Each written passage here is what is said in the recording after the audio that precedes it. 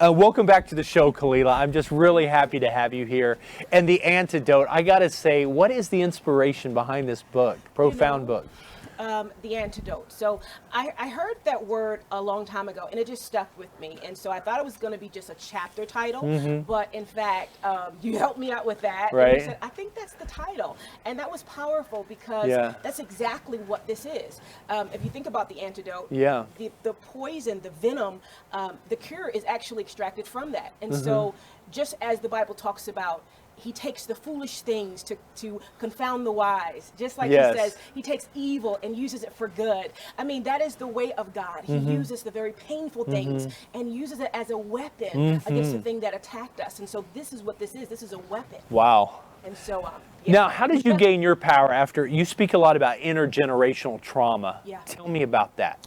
Well, I am a third generation, at least, of women who have suffered the same type of abuse, and I'm talking about the same ages, 3 to 4 molested, raped at teenage years, abusive relationships, low self-esteem and low worth. And so it was so obvious, but I understood enough that to say this is not normal. You know, something's happening. And I found myself, after so much abuse, being a teenage mom because I had no self-worth. I was looking for love. Right. And when you have parents and grandparents that do not know their worth, it's passed down. And intergenerational trauma can be passed down. The scientists are finding that it's even in the DNA. Trauma can be passed down biologically, culturally.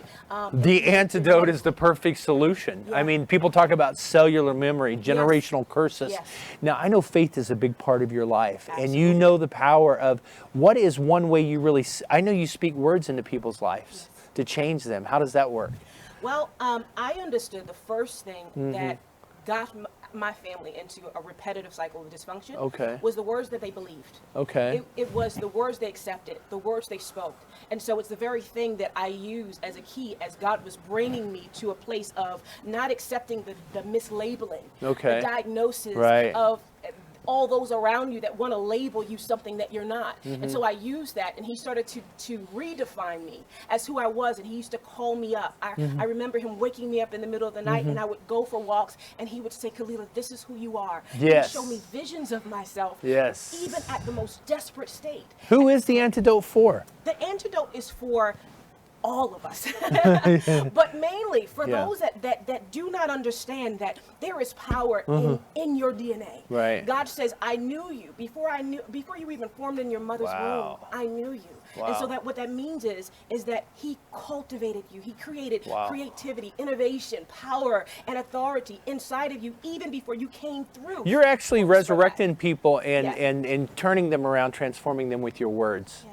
And connecting them with their true DNA when they've been traumatized, right? Yes, that divine nature. Now you're speaking everywhere, and you speak a lot online, and you speak at events like this. What's your main topic on stage?